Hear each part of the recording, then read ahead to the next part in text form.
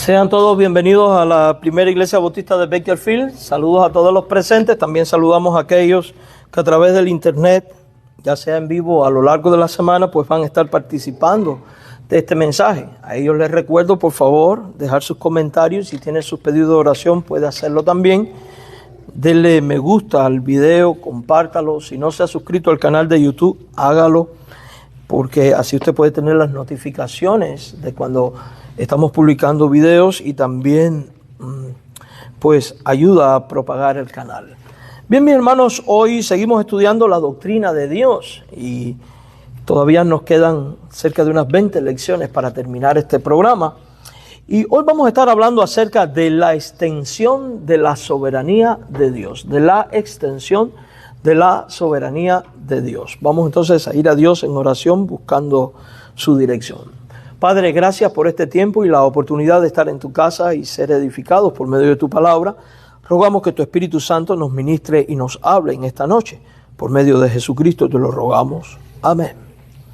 Mis queridos hermanos, hemos estado viendo en las últimas semanas que el Señor nuestro Dios es Rey, es Señor y es soberano sobre todo lo creado, ¿verdad? También hemos visto que Él es todopoderoso, es eterno, que es sabio, que es inalcanzable, insondiable en sabiduría, y que como Rey reina sobre todas las cosas en cielo, tierra y mar, y sobre toda criatura. También vimos que no hay otro Dios como Él, que Él es aún Señor sobre los falsos dioses y que es Señor sobre todo habitante de la tierra. Pero surge una pregunta: ¿hasta dónde se extiende la soberanía de Dios? Y yo le invito a que usted tenga a mano su Biblia, porque vamos a estar viendo una serie de pasajes, dado que el tema de la soberanía de Dios es un tema muy difícil. Es un tema que genera muchas inquietudes, muchas preguntas, y a lo largo de la historia son muchos los debates que se han suscitado a raíz de este tema. Nosotros evidentemente no pretendemos ni poner punto final al debate, porque no tenemos la conclusión, porque si hombres bien dotados no lo han podido hacer, pues muchísimo menos yo. Pero sí queremos acercarnos al texto bíblico con tranquilidad, con la dirección del Espíritu, y en un ambiente no de debatir teología, no de discutir teología, sino de simplemente acercarnos al texto y ver lo que Él dice y ver cómo puede aplicar esto a nuestra vida, cómo lo aplicamos y cómo afecta a nuestro crecimiento espiritual, a nuestra relación con Dios, a nuestra vida para vivir para alabanza, gloria y honra de Jesucristo en todas las cosas. ¿Cuáles son los límites de la soberanía de Dios? ¿Hay alguna criatura o actividad que no esté bajo su gobierno? ¿Hay algunos acontecimientos que han escapado de la mano de Dios? Y estas son preguntas muy interesantes. ¿Y saben por qué? Porque a veces en la vida, debido a los conflictos, a los problemas, a las dificultades que enfrentamos, a las catástrofes naturales, a eventos desafortunados y tragedias que ocurren, tal nos pareciera que las cosas se han salido de control, o que Dios o no está en control en esa situación, o se ha olvidado de esta persona, de este problema, de este país o de esta ciudad, etcétera, etcétera. Y por lo general la gente tiende a preguntarse dónde estaba Dios cuando estas cosas ocurrían, o por qué está ocurriendo esto, se ha salido esto de la mano de Dios. A veces hemos escuchado hasta frases tales como esta: ni Dios está en esto, ni Dios ha sido parte de esto, hasta Dios se ha olvidado de nosotros. Y esa es la tendencia natural de la persona, es la tendencia natural de la carne. Pero los que estamos en Cristo y leemos la Biblia sabemos a ciencia cierta, por lo que revela la Escritura, que nada, absolutamente nada escapa de la presencia de Dios. Que nada, absolutamente nada escapa del poder de Dios. Nada, absolutamente nada escapa de la presencia de Dios, de la autoridad de Dios, ni del gobierno de Dios. Por eso es que creemos que el azar no existe, la casualidad tampoco existe. No existen casualidades. De hecho, aún los asuntos más difíciles de la vida redundan en un propósito divino para bien de aquellos a quienes Dios ama. Por eso es que la Biblia dice, los que aman a Dios todas las cosas le ayudan para bien. También por otro lado tenemos la persona de Job, quien fue probado por Satanás bajo la obra permisiva de Dios, no porque había pecado en él, sino porque se estaba dando un testimonio, vamos a decir así, al mismo diablo de que él no tenía influencia ni poder sobre un hombre santo, sobre un hombre justo, un hombre piadoso. Y por eso cuando todas las cosas le son quitadas, que dice él, Jehová dio, Jehová quitó, sea el nombre de Jehová bendito, porque él entendía que todas las cosas proceden de Dios y bajo la obra permisiva de Dios, y que no existe ni el azar, ni la casualidad, ni los accidentes.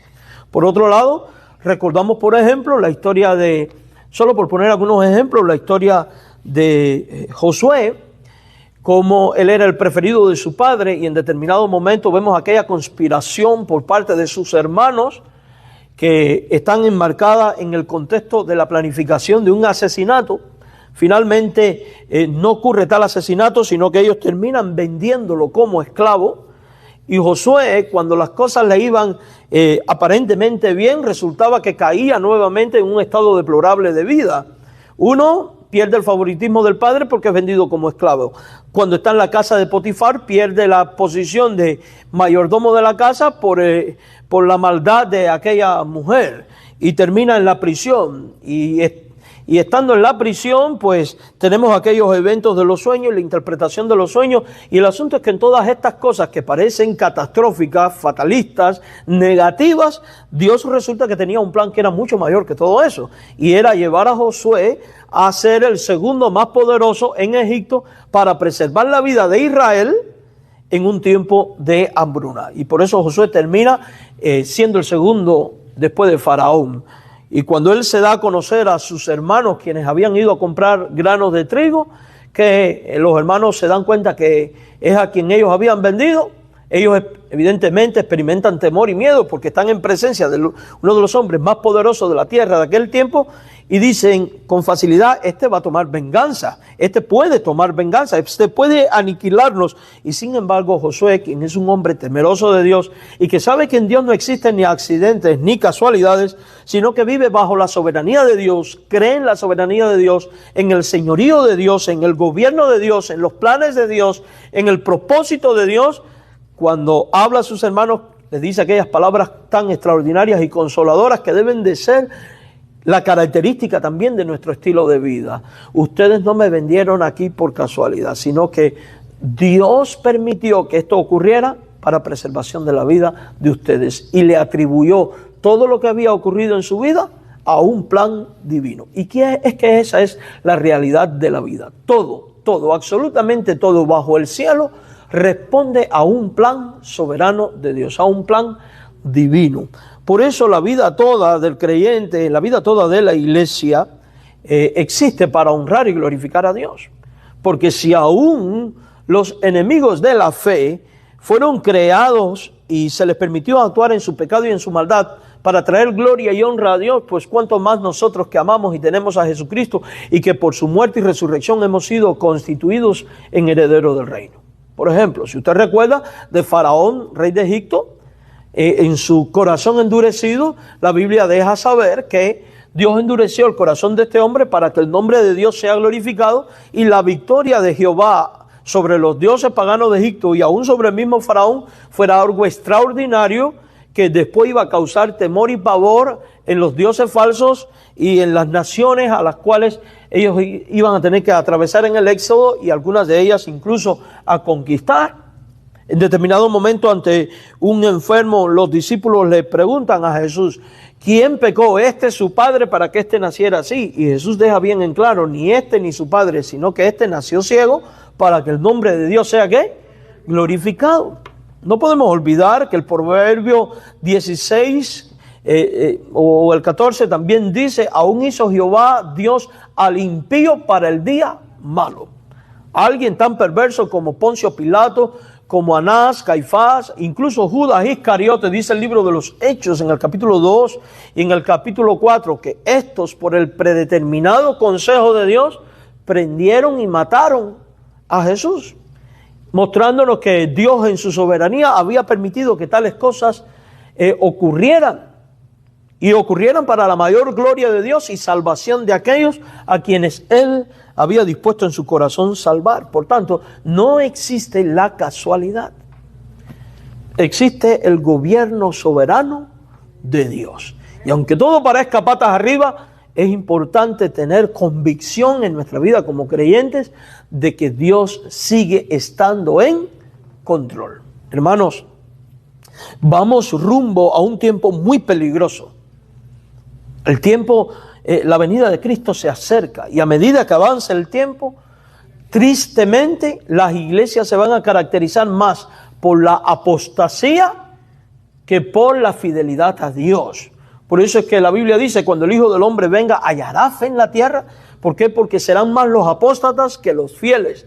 Y de ahí la exhortación en el libro del Apocalipsis: sé fiel hasta la muerte, porque algunos de los creyentes en este tiempo tan caótico serán nuevamente llevados a martirio y llevados a la muerte por causa de su fe. Y eso está ocurriendo, ha ocurrido, está ocurriendo y va a ocurrir con mayor intensidad a medida que se acerca el tiempo del fin. Y cuando usted lee todo el libro del Apocalipsis, vemos que aun cuando se levante un anticristo, una Babilonia la grande, una ramera, como la que habla el libro del Apocalipsis, y todas estas cosas tan terribles, aún Dios sigue estando en control. Porque cuando usted llega al capítulo 18, 19 del Apocalipsis, ¿qué se encuentra?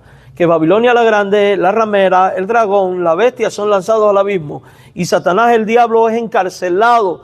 Y cuando Satanás el diablo es suelto, dice que batalla contra Jesucristo y los santos y es vencido de una vez y para siempre y sepultado en el infierno. Y al final de la historia de la vida, cuando terminamos el libro del Apocalipsis, en el capítulo 22, ¿qué nos encontramos? Con un Dios santo, reinante, triunfante, como siempre ha sido. Porque a veces nosotros hablamos de la victoria final de Dios. No, Dios siempre ha tenido victoria final, porque siempre Dios ha sido victorioso en todas las cosas. Y ese es el Dios que tenemos, ese es el Dios en el que creemos, es el Dios en el que nos sostenemos y es en el Dios que debemos confiar siempre. Siempre, siempre, siempre. Amados hermanos, vienen tiempos en los cuales los fieles seremos minoría. Y espero en Dios que usted se haya hallado fiel. Y en estos tiempos tan turbulentos, solo un conocimiento vasto de la soberanía providencial de Dios y de la extensión de la soberanía de Dios hará posible nuestra permanencia en Cristo. Nuestra permanencia en Cristo. Porque cuando seamos sometidos a fuertes tribulaciones, podremos estar seguros y decir, ¿sabes qué? Esto es por poco tiempo. ¿Sabes qué? Aunque me maten, mi Dios sigue estando en control. Y el reino que Él me ha dado por medio de Jesucristo, nada ni nadie me lo puede arrebatar, porque estoy en las manos de Dios. Y eso solo es posible cuando confiamos en el Dios soberano y en la extensión de su soberanía. Quiero que veamos algunas declaraciones que son muy importantes y que da la Escritura acerca de la absoluta soberanía de Dios, porque Dios es absolutamente soberano. Quiero invitarles al Salmo 33, versículo 11, y por favor, sígalo siempre con la vista y tenga el texto en mano, porque vamos a ir a estar haciendo un exégesis muy simple. Mi intención no es tanto yo estar diciéndole como guiarle a que usted interprete el texto. Salmo 33, versículo 11. Salmo 33, versículo 11. Diga amén cuando lo tenga. Si usted lee todo el contexto de este salmo, se dará cuenta que es una alabanza expresada a Dios como creador y también considerando a Dios como el providencial, o sea, como el sustentador y guardador de todas las cosas, incluyéndole a usted y a mí. Y en medio de ese contexto, donde el salmista había dicho, alegraos justos en Jehová, en los íntegros hermosa la alabanza, dentro de las tantas razones por las cuales él dice que debemos de alegrarnos, es que dice, el consejo de Jehová permanecerá para siempre, los pensamientos de su corazón por todas las generaciones. Entonces, aquí, cuando usted lee cuidadosamente, se dará cuenta que está hablando del consejo y los pensamientos de Dios. Consejo y pensamiento en este salmo son sinónimos, está hablando de lo mismo. Los salmos tienen la peculiaridad de escribirse distintos tipos de rima y uno de ellos es usando sinónimos en el primer y tercer verso, y luego el segundo y el cuarto repetir la misma idea. Entonces, la idea es que el consejo, que los pensamientos de Dios son eternos. El consejo y los pensamientos de Dios son permanentes. Y si son permanentes, quiere decir que no cambian, son inmutables.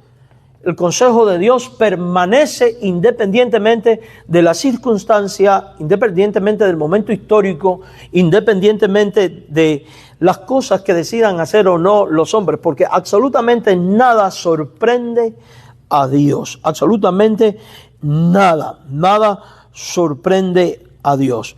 Dios simplemente está en este pasaje atribuyéndose a sí mismo características humanas para hacernos entender la verdad que Él quiere dar a conocer.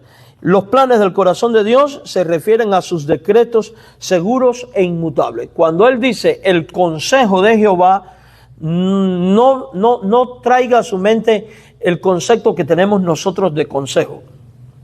Por ejemplo, en nuestra cultura nosotros decimos, el pastor aconsejó a la hermana tal. Y lo tomamos como una exhortación, una dirección para su vida, etcétera, etcétera. Pero en el contexto de la Biblia, la palabra consejo, como se utiliza aquí, significa entrar en consejo, tomar decisión. Tomar decisión. Recordemos que en la eternidad pasada, el trino Dios, porque Dios es una Trinidad, es un Dios plural, Padre, Hijo y Espíritu Santo, tomaron consejo y cada uno determinó su rol, fue determinado su rol en la historia de la humanidad y además de ello, dentro de su consejo decidieron el curso de la vida, de tal manera que todas las cosas ocurren por el consejo divino de Dios, aún las decisiones de los hombres, aún los eventos, vamos a decir, contingentes aparentemente, no son accidentes en la vida porque aún Dios predeterminó estas cosas. Y estas cosas que Dios decidió por consejo en el Trino Dios, inevitablemente van a ocurrir y van a suceder. Por tanto, nada sorprende a Dios porque Dios es el autor de toda la historia. Nada sorprende a Dios porque Dios es quien ha predeterminado todas, absolutamente todas las cosas. Entonces, eso nos motiva a que en cada paso de nuestra vida, en cada etapa de nuestra vida, en cada punto en el cual nosotros nos encontramos en la vida, ya sea en circunstancias positivas o aparentemente negativas, o tan favorables o no tan favorables, hemos de entender de que esto está ocurriendo porque Dios lo permite. Está ocurriendo porque es la voluntad de Dios, es el consejo de Dios, Dios está en control y Dios va a actuar. Y ese consejo es eterno. El consejo de Dios es eterno. Si tal cosa no fuera así, dígame, ¿cómo Dios podría decir lo que va a ocurrir en el futuro? ¿Cómo Dios podría anunciarlo por venir en una manera perfecta? Algunos podrían decir, bueno, es que Dios es omnisciente y mira al futuro y sabe lo que va a ocurrir. Eso es adivinación. Eso es adivinación. La presencia de Dios no anula el consejo y el decreto de Dios. Dios sabe lo que va a ocurrir no porque mira al futuro, sino porque Él ha determinado cuál es el futuro y lo ha hecho en su acto soberano. Y eso lo vamos a ver más adelante. Quiero que ahora vayamos al Salmo 103, versículo 19. Salmo 103, versículo 19. Salmo 103, versículo 19. Salmo 103, verso 19. Y yo quiero que usted vaya leyendo con cuidado. Recuerde que cuando usted lee un pasaje de la Biblia debe de tener en cuenta el contexto. También debe de ver si la palabra está en presente, pasado o futuro, si es un verbo, si es un complemento, en fin, una serie de cosas que nos permiten sacar una correcta interpretación del texto. Y bueno, pues Salmo 103, verso 19. ¿Están todos conmigo? Dice, Jehová estableció en los cielos su trono y su reino domina sobre todo. Amados hermanos, ¿de quién se está hablando en este pasaje? Evidentemente se está hablando de Jehová. ¿Y qué es lo que dice de Jehová este pasaje? Que Él ha establecido en los cielos su trono. Esto es muy interesante. Muchas personas piensan que el trono de Dios será establecido en el futuro. Cuando en Apocalipsis 20 leemos y vi un trono blanco, muchos dicen, ahí está, se está estableciendo el trono de Dios. No se está estableciendo el trono de Dios. El trono de Dios ha estado establecido siempre. En ese tiempo simplemente el apóstol está viendo en visión lo ya establecido. Cuando Jesús asciende al cielo, ¿a dónde se sienta? A la diestra del trono de Dios. Ya el trono está. Cuando Isaías ve al Señor, lo ve sentado ¿dónde? En su trono. Y ahora el salmista, por la guía del Espíritu Santo, ¿qué está diciendo? Está diciendo que el trono de Dios ya está establecido. Y es que eso quiere decir que Dios siempre ha estado reinando. ¿Quién se sienta en un trono? El rey. Y en la época, en estos tiempos, el rey también era al mismo tiempo el legislador o juez por excelencia del reinado. Por tanto, esto quiere decir que desde la eternidad pasada y por la eternidad futura, el Señor nuestro Dios ha estado reinando, está reinando y estará reinando. Él siempre ha sido rey. Él siempre ha sido soberano. Él siempre ha sido Señor. ¿Sobre qué ha sido soberano? Eso lo vamos a ver luego. Por lo pronto, lo que está diciendo es que el trono de Dios es algo establecido en los cielos, ¿verdad? Y hablando, donde hay un trono hay un rey, y donde hay un trono y hay un rey hay un reinado. Y ahora hablando del reinado de Dios, que dice que ese reinado domina, o sea, gobierna, tiene autoridad, tiene control, tiene poder, ¿sobre qué? ¿Sobre qué? Todos, plural. Quiere decir que en el mundo no hay ninguna criatura que esté fuera del gobierno, el reinado y el control de este rey. Entonces significa que este rey es soberano. Significa que todo ser humano debe de ser su súbdito. Ahora entiende usted por qué dice la Biblia que hacia el final de los tiempos, delante de él se doblará toda rodilla y toda lengua confesará el nombre de él. Porque será el momento clave donde él se manifieste con poder a los hombres tras haber terminado esta dispensación o administración, como también se le puede decir, y los hombres habrán visto a Dios manifestado. La diferencia va a ser que los que creyeron en el mensaje del Evangelio glorificarán y honrarán a Dios, y los que no creyeron caerán humillados, reconociendo que todo era realidad, que Dios existía, probablemente implorando una misericordia que ya será demasiado tarde para recibir, por cuanto el tiempo y el momento para creer y ser salvo es aquí y ahora. Entonces, Dios reina sobre todo. La expresión estableció en hebreo es la palabra kun, significa hacer firme, seguro, permanente. Kun. Entonces, ¿cómo podríamos leer este texto? Jehová hizo seguro su trono. Jehová hizo permanente su trono. Jehová ha hecho firme su trono. Entonces eso significa que el gobierno de Dios sobre todos es firme, es permanente y es seguro. ¿Cuántas veces usted y yo nos quejamos de la inestabilidad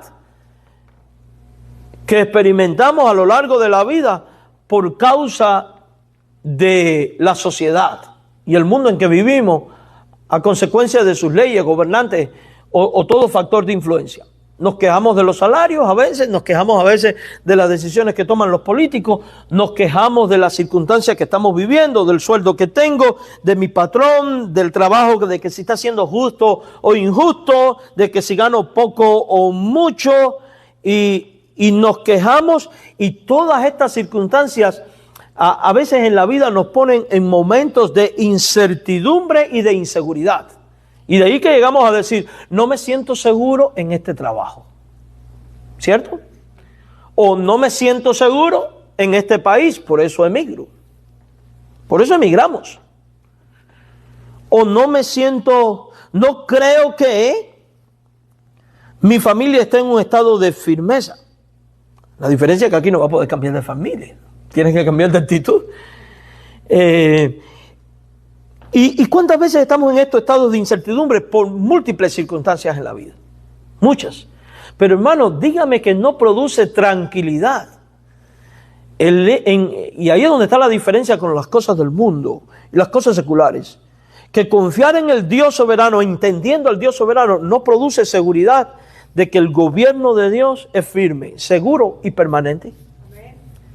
Quiero decir que nada va a derrocar este gobierno de Dios. Por tanto, mi vida está garantizada y preservada por la eternidad. El diablo, que es el ser más poderoso, vamos a decir, por encima de los hombres, no podrá destruirlo. Por eso Romanos, que dice, ni lo alto, ni lo profundo, ni lo presente, ni lo porvenir, ni ninguna otra cosa creada nos podrá separar del amor de Dios que es en Cristo Jesús. Y el gobierno de Dios es también seguro y firme. Por eso es que se habla de Dios como castillo mío, roca mía, mi libertador, escudo mío. Entonces, el mejor lugar para venir a estar es en Dios y en su reino. El mejor lugar para permanecer firme es en Dios y en su reino. Y la mejor bendición y protección que usted y yo podemos tener es en el reino de Dios. Esto da tranquilidad. No importa que el mundo esté patas arriba, no importa cuán inseguro puede estar en el momento que estoy viviendo, donde estoy viviendo, lo que estoy viviendo. Si confío en Dios y en su reino, lo peor que me pueda pasar es perder la vida. Sé que en la eternidad tengo un lugar por la obra de Jesucristo. Sé que tengo un lugar en un reino que será para siempre, porque mi Dios ha establecido un reino que es firme, seguro y fuerte. Y eso es maravilloso.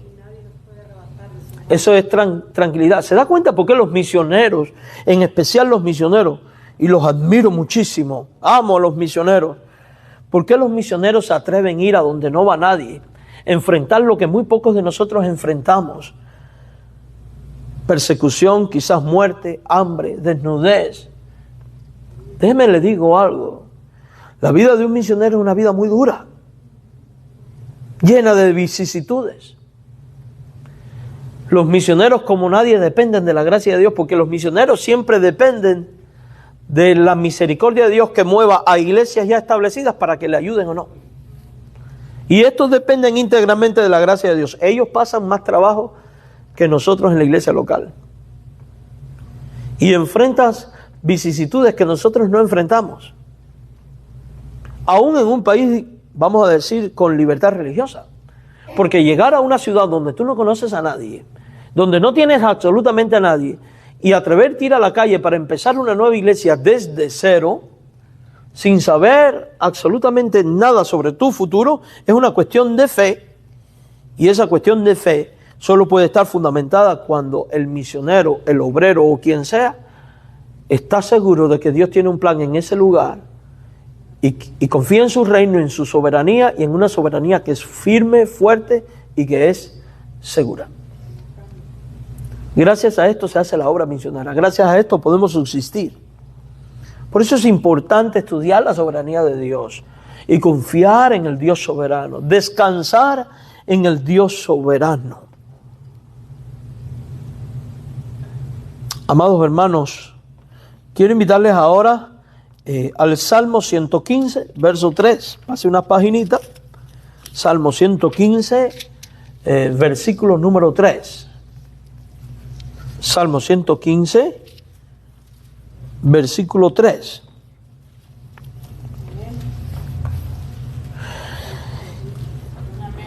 Esto es un pasaje que está enmarcado en un contexto de idolatría. Y en medio de todo esto, el salmista comienza diciendo, no a nosotros, oh Jehová, no a nosotros, sino a tu nombre da gloria. Porque toda la gloria pertenece a Dios, no a los hombres. Los hombres no somos nada. Sino a tu nombre da gloria.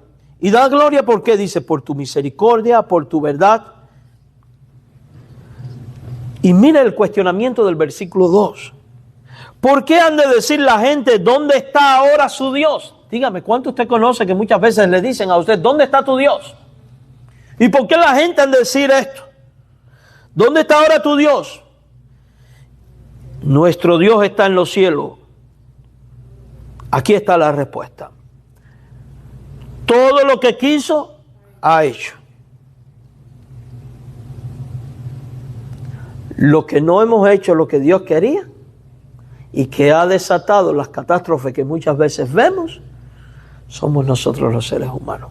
Ahora, esto debe de hacernos pensar. Ahí, nuestro Dios está en los cielos. En el cielo ahorita vimos que está el trono de Dios. Cuando dice nuestro Dios está en el cielo, ¿qué está diciendo? Nuestro Dios reina. Nuestro Dios reina. No es nuestro Dios reinó o reinará. No. Recuerde que Él es el yo soy. Y la frase yo soy es yo fui, yo soy y yo seré. Eterno. Nuestro Dios está en los cielos. Nuestro Dios está reinando. Y ese Dios que está reinando es un Dios que está en control. Y todo lo que quiso, ha hecho. Dios gobierna de manera soberana y está en su trono. Toda cosa hecha por Él es el resultado de su designio soberano, los cuales no pueden ser frustrados. Que a veces no entendemos por qué Dios hace lo que hace, o por qué Dios permite lo que permite. Yo no sé. Nadie puede explicar eso, porque nadie puede sondear el conocimiento ni la sabiduría de Dios. ¿Por qué Dios permitió algo tan terrible como el COVID en nuestros tiempos más recientes? Yo no lo sé. Pero un plan tiene, y un plan tuvo. Y los que son de Dios, evidentemente nos cuidamos, no hay por qué salir a buscar la muerte, no hay por qué perseguir la enfermedad, y uno toma sus cuidados, pero al final uno descansa en la voluntad de Dios, y el que es de Cristo sabe que aunque esto te hubiera alcanzado, vas a estar con el Señor, que es muchísimo mejor. Porque para mí el vivir es Cristo y el morir es ¿qué? El cristiano entiende por la palabra que el morir es ganancia, no pérdida. Pérdida es para el que no cree en Cristo, porque sabe que va al tormento eterno. Ahora, ¿por qué Dios lo permite? Yo no lo sé. La Biblia dice que cuando entremos en su reino, toda duda será disipada. Y veremos cómo fuimos conocidos y entenderemos todas las cosas. Una cosa yo sé, que todo lo que está ocurriendo en su designio soberano tiene un propósito, y en medio de todo ello debo decir, Señor, alabo tu nombre y te bendigo y cumple tus planes. Aquí estoy, hágase tu voluntad. Porque recuerde que la Biblia cuestiona el juzgar a Dios. ¿Por qué ha de decir la gente dónde está tu Dios? Y en Romanos, ¿qué leemos? ¿Quién eres tú, hombre, para que juzgues a Dios? Nosotros quizás no entendamos los motivos de Dios por los que permite ciertas cosas, pero Él tiene sus motivos. Y sus motivos siempre son superiores a los nuestros. Y siempre redundan para su gloria y siempre son justos, perfectos y santos. ¿En qué manera, cómo y por qué son justos, perfectos y santos? Es un misterio. Que el hombre que termine o pretenda explicarlos va a terminar en necedades o en herejías o en blasfemias. Por eso es mejor decir, Señor, hágase tu voluntad. Hágase tu voluntad. Y esa es la actitud con la que los cristianos han de enfrentar su presente y su futuro. La palabra quiso viene del hebreo hafez y significa deleitarse en o agradarse de. O sea que todo lo que Dios planificó para hacer, Él encontró deleite en ello y por eso lo hizo. Y si encontró deleite en ello es porque es bueno. ¿Y en qué manera es bueno? No lo sé, pero es bueno.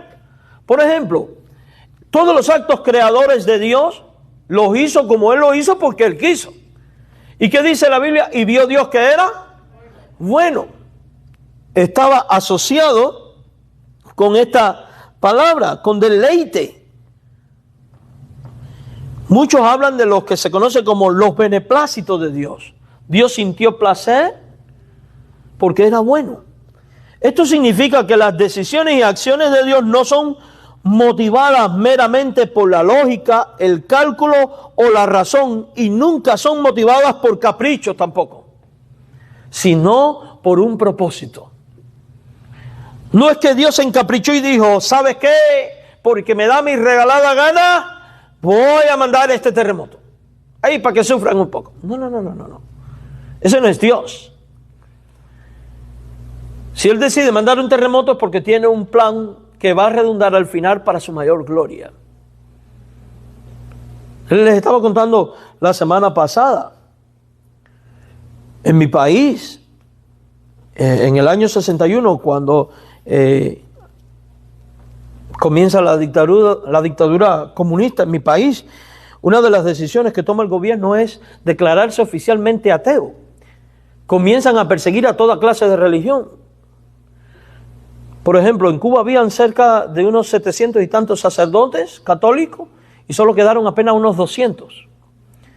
De los pastores, en el caso de la Bautista, habían unos 101 pocos y apenas quedaron 20 y tantos. Luego vinieron unos campos de concentración conocidos como la UMAP, donde se estima de que cerca entre 25.000 y 50.000 cristianos fueron hombres llevados allí.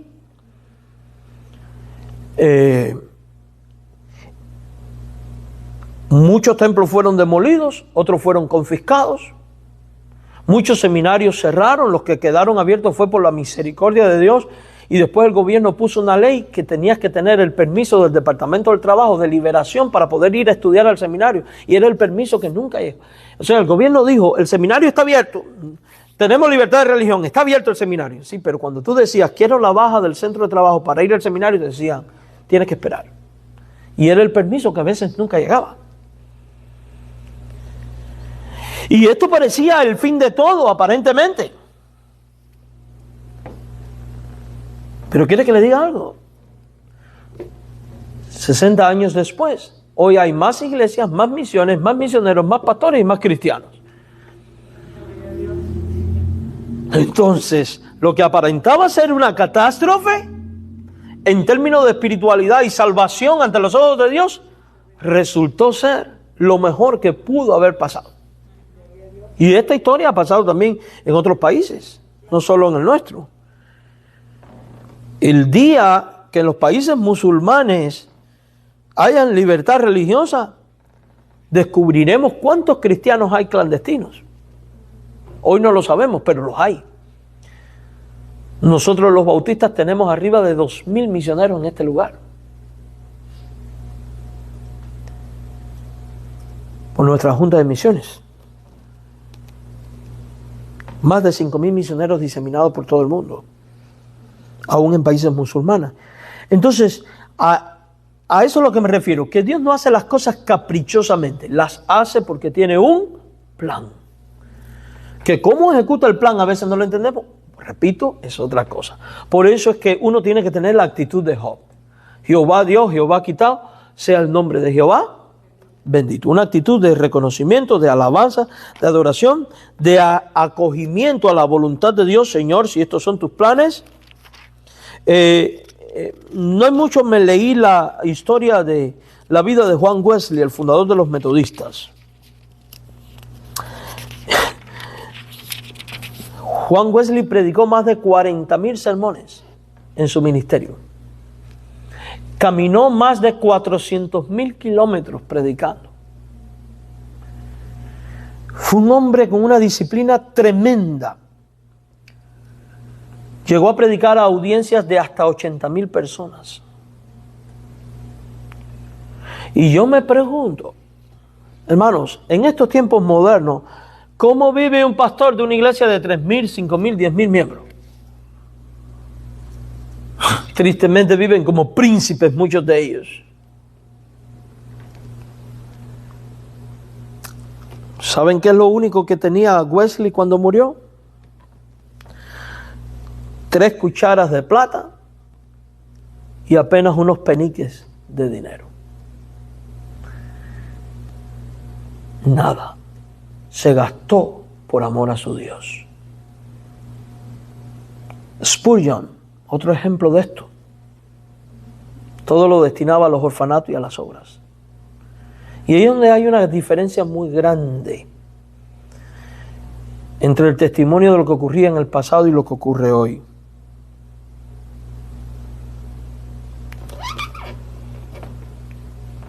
¿Y por qué pasaban tantas miserias y necesidades? ¿Por qué alguien, por ejemplo, como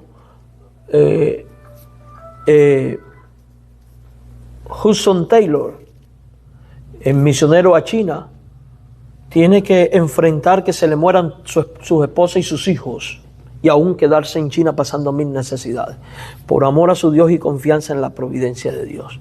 ¿Por qué alguien como William Carey tuvo que pasar en hacer la obra más grande que se ha hecho jamás de misiones en la India y su esposa ser esquizofrénica y finalmente morir a consecuencia de ello? Yo no lo sé, pero estos hombres confiaron en el Dios soberano y Dios bendijo sus vidas y sus ministerios. Esto nos enseña que debemos confiar en el Dios soberano. Salmo 135, verso 6. Todo lo que Jehová quiere lo hace, en los cielos y en la tierra, en los mares y en todos los abismos. Hermanos, en toda cosa creada lo que Dios quiere hacer, eso hace. O sea, en eso tiene complacencia. Dios es soberano aún en el mismo infierno.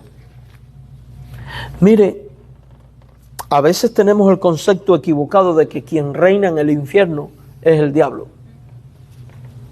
El diablo no reina en el infierno. El diablo va a ser atormentado en el infierno. Hay unos tratados evangelísticos por ahí, los cheap publications que le dicen, que son como cartoon, son unos libritos. Tengan cuidado con esos tratados, tienen errores doctrinales. Ese tratado comete un gravísimo error en casi todos ellos, al final. Siempre que el malo es lanzado al infierno, siempre hay una figurita del diablo diciendo: bienvenido a mi reino, te voy a atormentar. Y imágenes de demonios atormentando gente en el infierno. Eso no es bíblico. Eso viene del infierno de Alighieri, un escritor clásico. Eso no es bíblico, porque la Biblia dice que los demonios y el mismo diablo será atormentado, no van a ser los que atormentan. Porque si el diablo y los demonios son los que atormentan a la gente en el infierno, entonces tendríamos que asumir que el diablo y los demonios son los ejecutores del juicio de Dios y por ende siervos de Dios. Y eso es un error. Ellos van a ser atormentados. Cuidado con esas cosas. Bien, vamos a Efesios capítulo 1, verso 11. Entonces vemos que Dios tiene soberanía en cielo, tierra y mar y aún en el abismo. Efesios 1:11, que es un texto muy conocido y un texto también muy polémico para muchos. Para mí no tiene polémica ninguna, pero bueno, los hombres cuando se tratan de querer enredar las cosas de Dios, se agarran de un clavo caliente, como dice el dicho. Efesios 1:11 dice así: en Él, hablando de Cristo, asimismo tuvimos herencia, habiendo sido ¿qué? Predestinados. Los creyentes hemos sido personas predestinadas. Ahora, ¿cómo ocurrió esta predestinación según la Biblia? ¿O en qué está fundamentada la acción predestinista de Dios? Dice: conforme al propósito que hace todas las cosas, según el designio de su voluntad. Algunas personas dicen: oh, es que Dios miró al futuro y vio que tú ibas a creer y vio que tú te ibas a convertir, y en base a ese conocimiento Dios te eligió y te predestinó. Pero eso no es lo que dice este texto de la Biblia, porque eso entonces es condicionar a Dios. Lo que este texto dice es que Dios escogió según el designio de su voluntad. Y escogió porque tenía un propósito con aquellos a quien Él escogió y predestinó. Entonces, que usted esté en Cristo no es un accidente, no es ni siquiera una decisión suya. Es el resultado de la soberanía de Dios. Entonces nosotros, en vez de juzgar a quién Dios escoge y a quién no, más bien como cristianos deberíamos de alabar y glorificar el nombre de Dios y someternos a Él y vivir para alabanza de su gloria por el hecho de que, pudiéndonos no haber hecho esto por nosotros, lo hizo. Porque usted es el resultado de la obra soberana de Dios. Porque Dios, si va a elegir en base a las obras nuestras, no hubiera elegido a ninguno. ¿Sabe por qué? Porque en nosotros, por causa del pecado, no hay bondad alguna, ni bien, ni nada que pueda condicionar a Dios. Entonces somos el resultado pleno de su gracia, de su misericordia, de su amor eterno. Por eso que el texto dice, siendo predestinados, y se habla de los creyentes como gente que fue predestinada, o sea, previamente destinada a, y que este predestinamiento ocurrió conforme al propósito que hace todas las cosas según el designio de su, porque Él quiso. El verbo hace traduce la palabra energeo.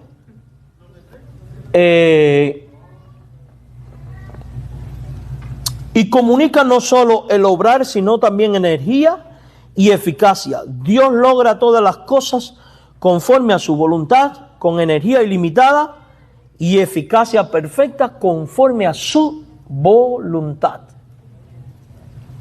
Entonces, que tú hayas sido salvo no es un accidente. Entonces, el que tú hayas sido salvado no es una obra tuya. A veces la gente dice, encontré a Cristo. No, tú no encontraste a Cristo. Cristo te encontró a ti. Acepté a Cristo. No, tú no aceptaste a Cristo. El Espíritu Santo te convenció de juicio, de justicia y de pecado.